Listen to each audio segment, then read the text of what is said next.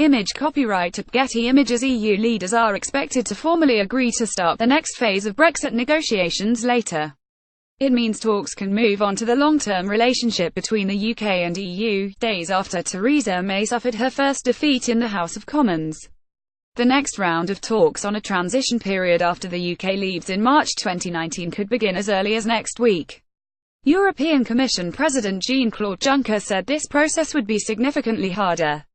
Mrs. May was applauded by other leaders at dinner in Brussels on Thursday night after she made a speech urging the two sides to embrace the way ahead with creativity and ambition.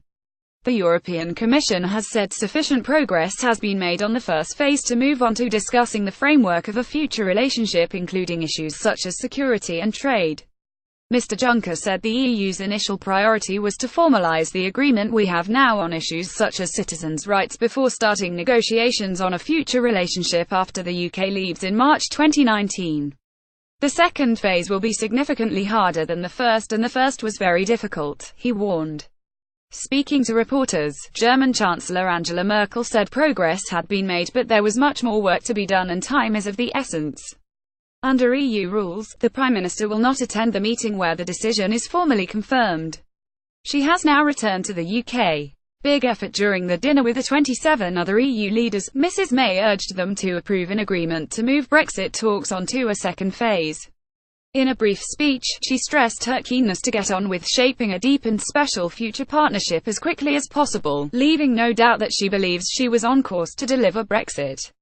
Media playback is unsupported on your device. Media caption: May we've won 35 out of 36 votes. She said she made no secret of wanting to move on to the next phase and to approaching it with ambition and creativity.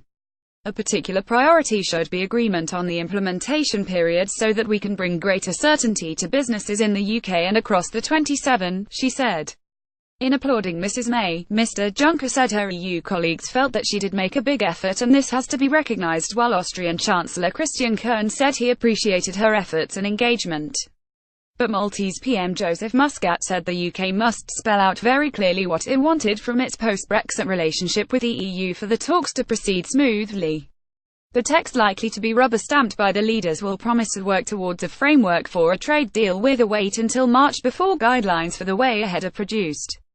Good progress. The document states that a formal free trade agreement cannot be signed until after the UK has left the EU. The talks will first prioritise translating recent headway on the issues of citizens' rights, the Irish border and the divorce bill into a legally binding withdrawal agreement, as well as to work out the terms for a transition period to follow the official date of Brexit. Media playback is unsupported on your device. Media caption: Isaac, game over for Brexit. The EU leaders will stay on to discuss the Eurozone as the Twade summit draws to a close, having also debated the flow of migrants over the Mediterranean and sanctions on Russia. Mrs. May has said the Brexit process is still on course, despite her defeat in a parliamentary vote on Wednesday night.